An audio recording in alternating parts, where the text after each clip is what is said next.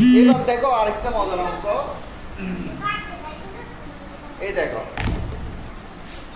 7 দিয়ে 214 কে ভাগ, 7 দিয়ে 214 কে ভাগ। এখন দেখি কয় ঘর নিব দেখি বলো তো। 2 ঘর। 1 ঘর নিলে তো হচ্ছে না, তাই 2 ঘর হচ্ছে 21। 3 7 21। তাহলে কি করব? আর বাকি আছে কি? 21 থেকে 21 গেলে কিছু নাই, 4টা কি করতে হবে? নামবে। এখন উত্তর হয়ে গেছে না? উত্তর হয়ে গেছে? এই উত্তর হয়েছে কিনা পুনঃ? ভাগফল পেয়ে গেছি, ভাগশেষ পেয়ে গেছি। হয়ে গেছে না? না, এখনো ভাগশেষ পাইনি। এটাকে যেটা উপর থেকে নামিয়েছি সেটা কি করতে হবে?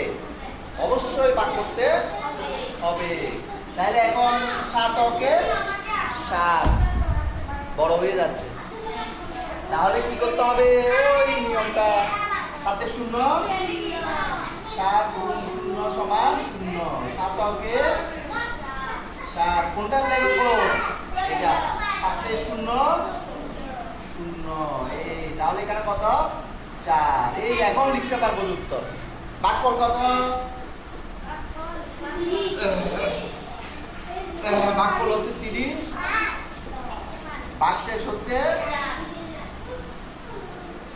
4। কিন্তু এখানে লিখলে ভুল হয়ে যেত। ভাগফল কত হতো? 3। তাহলে উত্তরটা তোমার মিলতো না। বুঝে গেল?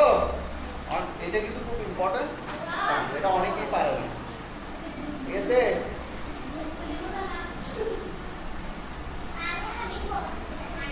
করা শেষ? তারপরে দেখো, আচ্ছা এটা করে দিল। এই দেখো এরপর দেখো 7 দিয়ে 25 কে ভাগ।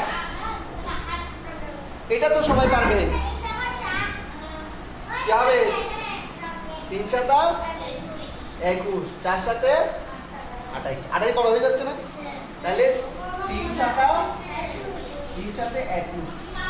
তাহলে এখানে কত থাকবে? 5 থেকে 4 গেলে কত?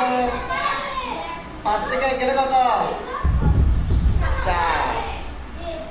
5 থেকে 1 গেলে 4। এখন শেষ কিনা? এই কথা বলছি। হ্যাঁ? এই পুনঃ বলো। আর কিছু করতে হবে? কি করতে হবে বলো তো? না না না, ওইটার মধ্যে, কারণ এটা তো উপর থেকে নামাইছি, এখানে তো কিছু নামানোর নাই, বিয়োগ করে ফেলছি। এখানে নামাইছি উপর থেকে কিছু,